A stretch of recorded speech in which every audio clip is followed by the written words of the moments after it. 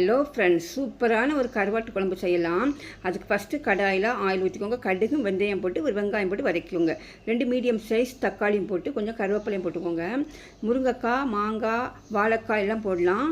நான் முருங்கைக்காயும் பச்சை மிளகாயும் ஃபஸ்ட்டு போட்டு கொஞ்சம் வேக விட்டதுக்கு அப்புறமா மாங்காய் மட்டும் தான் போட்டிருக்கிறேன், வாழைக்காய் போடல. அது போடுங்க, சூப்பராக இருக்கும். மசாலாக்காக அரைமுறி தேங்காய், 5 சின்ன வெங்காயம், கருவேப்பிலை, கொஞ்சமாக புளி, மாங்காய் தக்காளிலாம் போட்டிருக்கிறதுனால கொஞ்சமாக தான் புளி, அப்புறமா 1/2 டீஸ்பூன் மஞ்சள் தூள், ஜீரகத்தூள் 1/2 டீஸ்பூன், மத்தல் பொடி 2 டீஸ்பூன், மல்லிப்பொடி 3 டேபிள் ஸ்பூன், இதெல்லாம் போட்டு அரைச்ச பேஸ்ட்டை அதோட மிக்ஸ் பண்ணுங்கள்.